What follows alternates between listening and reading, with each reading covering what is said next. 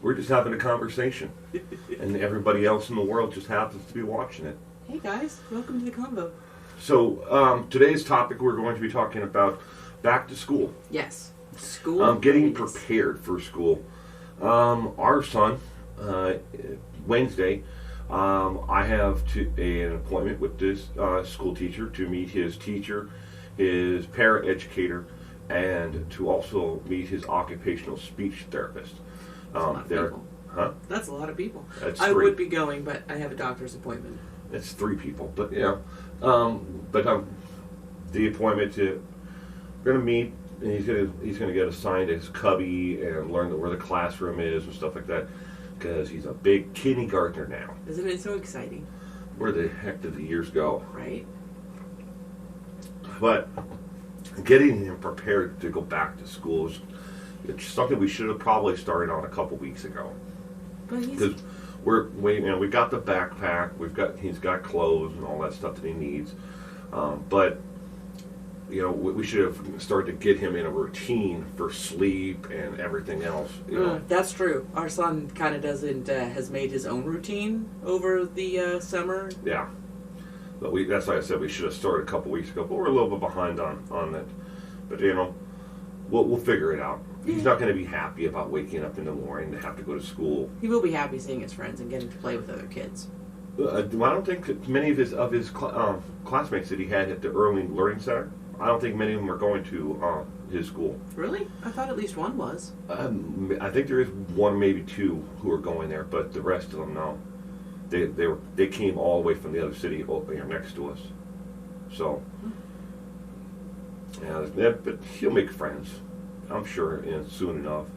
And we'll learn more about the classroom environment and everything. Literally, all the other children have to do is either play with cars or run, and he's going to be their best friend. Yeah. He loves to run, and he loves to run with other kids. And he's a super fast. So fast. So fast. So fast.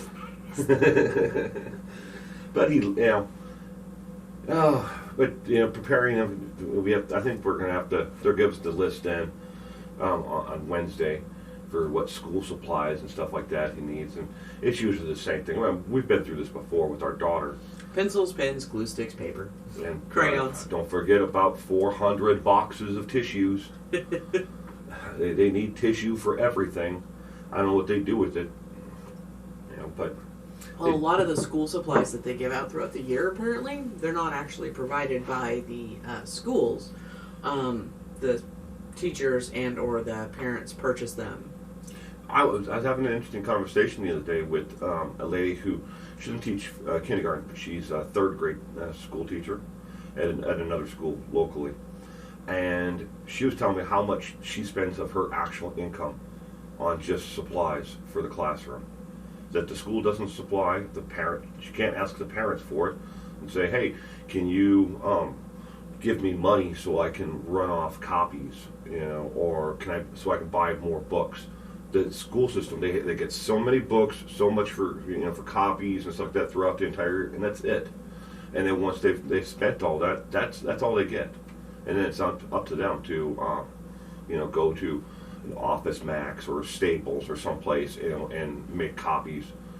And I'm like, geez, you have to take your own money and do that? She goes, yeah. She goes, we're not allowed to go to the parents and say, hey, the classroom's out of glue sticks. Can you give me money so I can go buy glue sticks? Or can you make donations of glue sticks? Because she goes, even at 3rd grade, they eat the stuff. They do all kinds of stuff. They make messes with it. They throw it in the trash. Did you ever do that thing when you were little where you put the Elmer's glue in and you wait for it to dry and then you peel it off? No. No? See, you're a strange cookie. You are a strange cookie. Or figuring out that you could take rubber cement and put it on your hands, wait for it to get tacky, and then you can make a ball out of it as a bouncing ball, since the teacher keeps taking your bouncy balls. You could just make your own. I never played with bouncy balls at school, and I never made them out of rubber cement, right? Rubber cement? Yeah. Wow. I think I used rubber cement to adhere things together. Yeah. Yeah. or turn it into a bouncy ball. No, I never did that. The school needs more of it. Hey, because it's a fun thing to play with. Also, tip, you can take Elmer's glue and mix it with bread, and you can make a kind of modeling clay out of it. Really? Yeah. What else? That little shark diorama that I have in there, I made in like 5th grade out of bread and Elmer's glue. I've made a ton of stuff out of Elmer's glue. Yeah. I didn't know that. Mm-hmm. So, this is where all the school supplies have gone. I'm gathering that right now. So for kids that are going back to school, obviously it's going to be a different time in their lives. With the COVID rules and masking and everything else that are going to be in effect. And we know our son doesn't like to wear a mask. Oh, absolutely hates it. And parents of autistic children oftentimes have expressed the same thing. They don't like, lots of times their children don't like not being able to see their parents' faces. Little dude will take my mask off sometimes if we're out in public, and he gets agitated. He'll take my mask off so he can see me. And I think it's important, first off, for, us as parents to model, wearing the masks. We're in public. This is what we do. So it gets him used to it and he sees it. But also being responsive to his needs. He's stressed out right now and he needs to see our faces. So, take the mask off, let him see the faces. It's a give and take. Yeah, but I think that also has to do with, so it's not just our son, with his barriers to education, autism. They can't, with a mask, they already have that barrier where they're unable to read facial expressions and understand them. And now we cover them up. So we're totally, eliminating, their ability to read someone, and if they're happy, if they're sad, what is this word for? Akawaki. Akawaki. Yeah. Akawaki. Make your Akawaki face. He's got this, he made up this word, Akawaki, which at first we thought it meant mad. He would say, Akawaki face. Ah. And if we would ask him, Akawaki, he would go, ah, and he'd at us.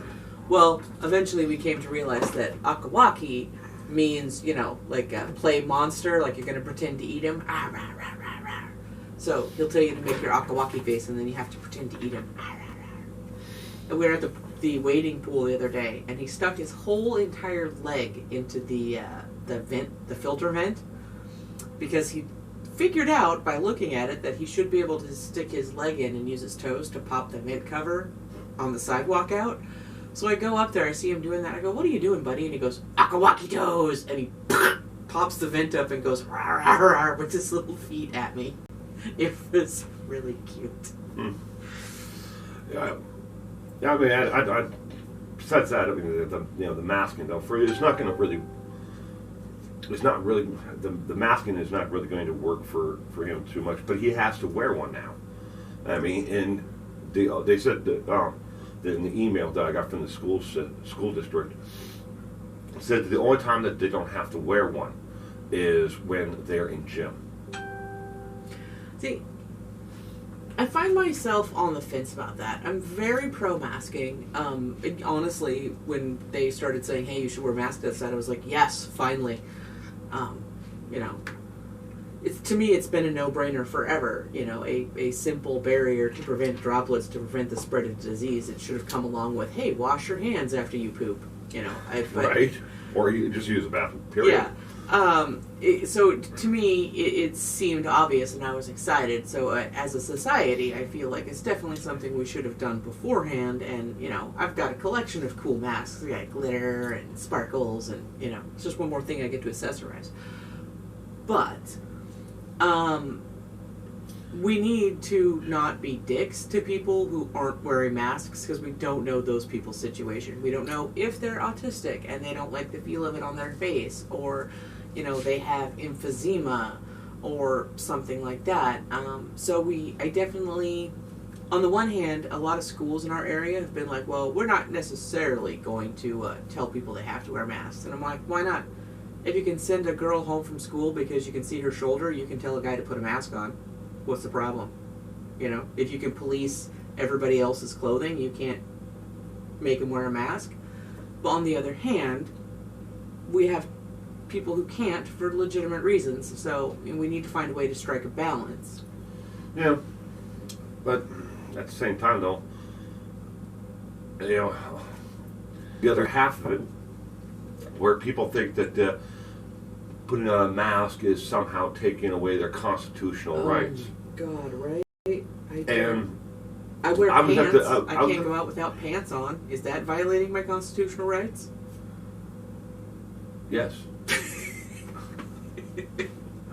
No, I saw a couple of kids the other day, at the grocery store with their mom, and well, I'm assuming it's their mom, but they were all wearing T-shirts that said "I will not mask up," and they were not wearing masks. The kids, the mom, and the store manager stopped them and said, told the mother she needed to, because the children all looked like they're under the age of 12.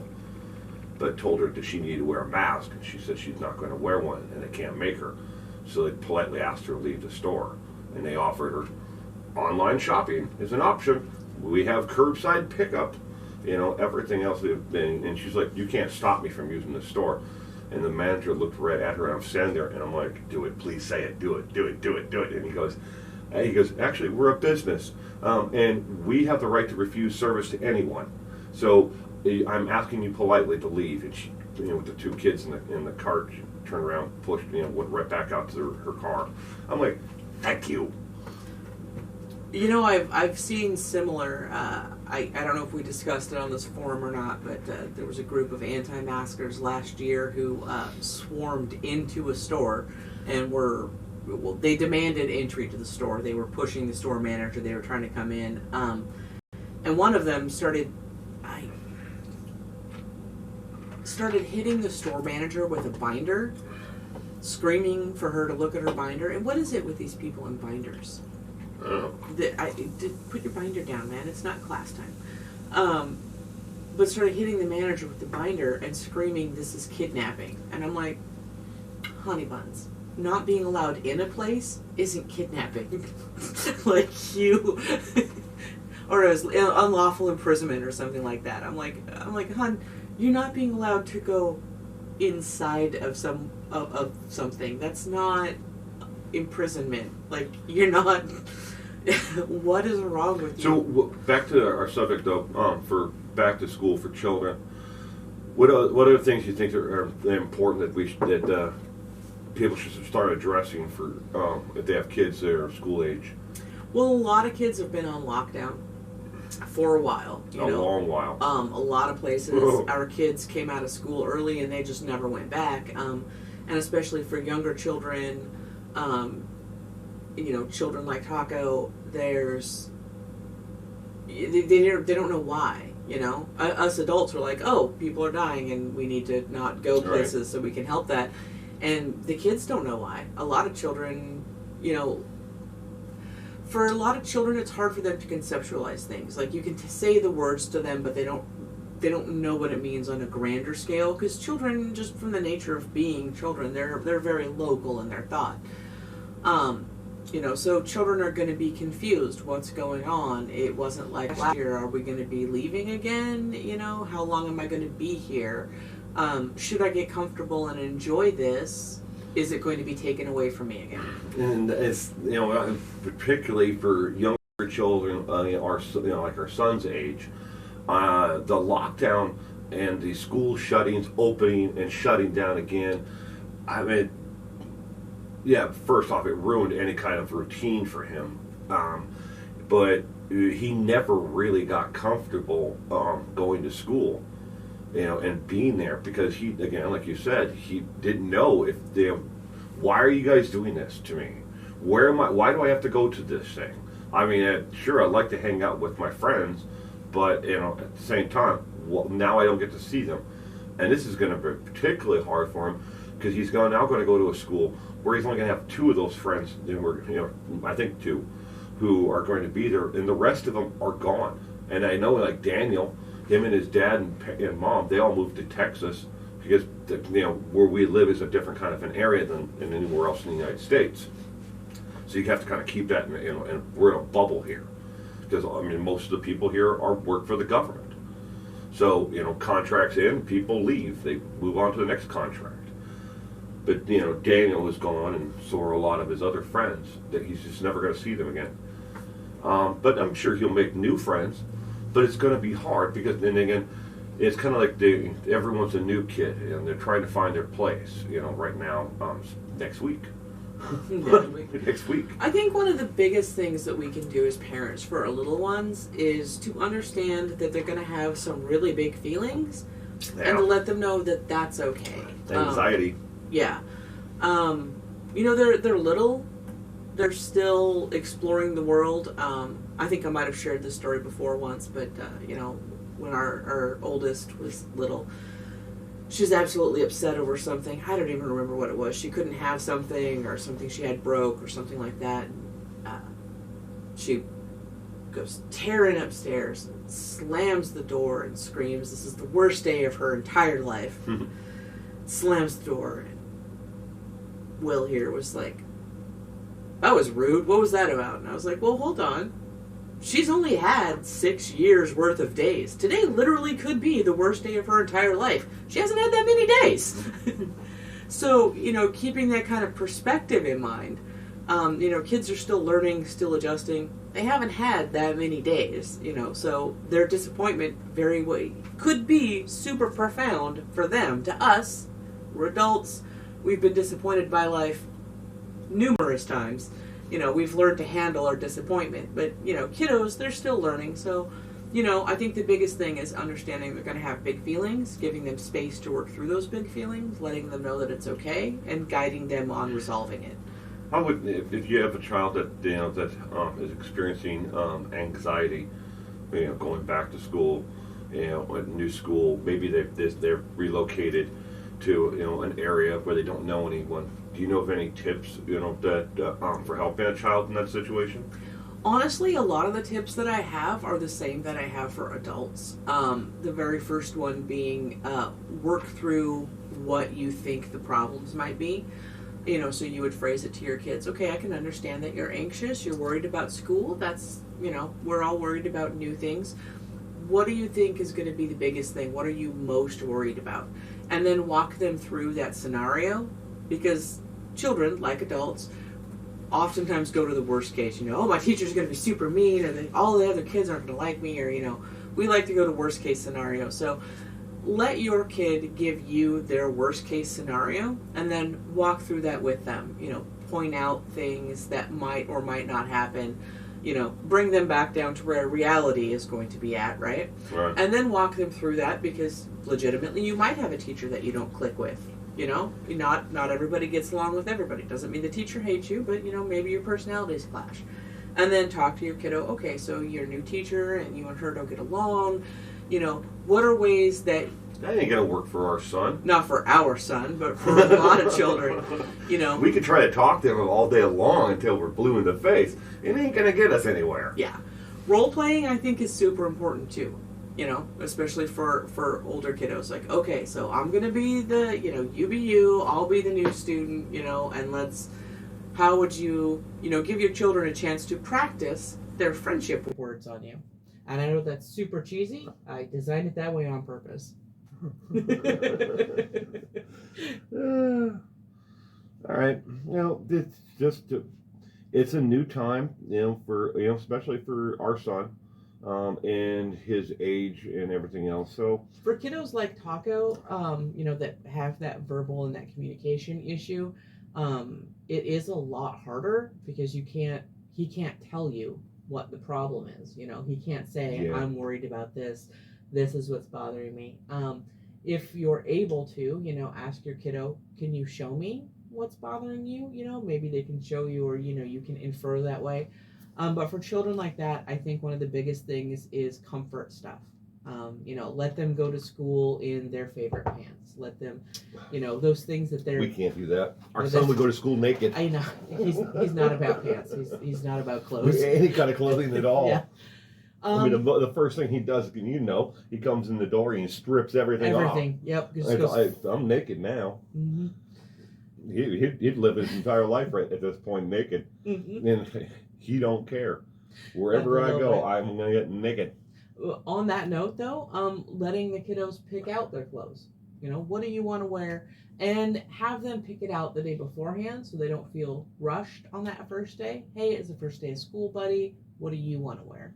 Obviously, for parents whose children are like Taco, it's easiest to do that on the day of. But let your kiddo pick out the clothes. Let them take a comfort item to school with them after you've cleared it, of course, with their incoming teacher. My kiddo's super nervous about school. He's got some anxiety. So He's got this stuffy he really likes or something like that. no Glocks. Yeah, no Glocks. And I gotta keep that at home, little man. Yeah. If you make a lunch, if your kid takes a lunch, maybe make their favorite food. Little comfort things, especially for children who aren't, that have communication barriers. Giving them physical comfort can help. One of the suggestions that a viewer suggested was for the backpacks. Mm-hmm. I actually did this with him. This is how he got his raccoon backpack. I had him pick it out, and along with the Superman one that he had before.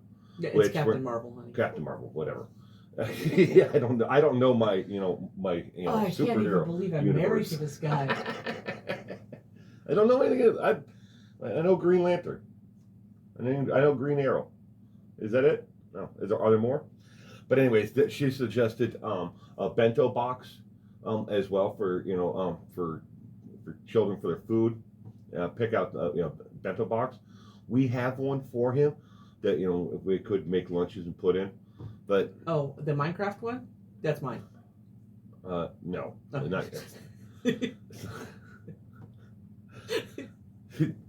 Okay, well, I guess we're done here. You're gonna take stuff from a baby. No, mommy, no. He keeps taking my Minecraft stuff. Well, if you buy something, it becomes his automatically by default. That's the truth. Not just me either. He was wearing your shirt. Tried to wear your shirt to bed again. He last night. loves wearing my shirts. Yeah, running around. He's got nothing else on underneath it, but he's got one of my shirts on him, his little body, dragging on the floor. But yeah, and when you were saying a comfort item, Mm-hmm. but she also suggested packing like a little Furby or something that he is familiar with at home.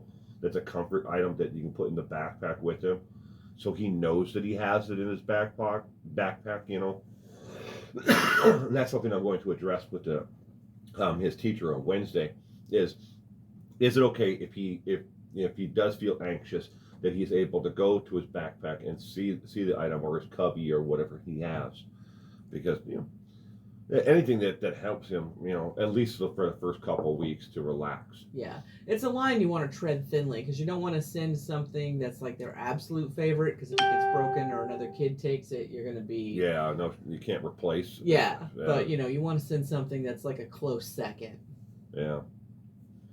But so we understand also at the same time that with the COVID and jobs and everything else, a lot of people are stressed, because of, especially parents, and unfortunately, that stress then is picked up by children. Oh, absolutely. People don't realize that children, are very susceptible to understanding, what's going on.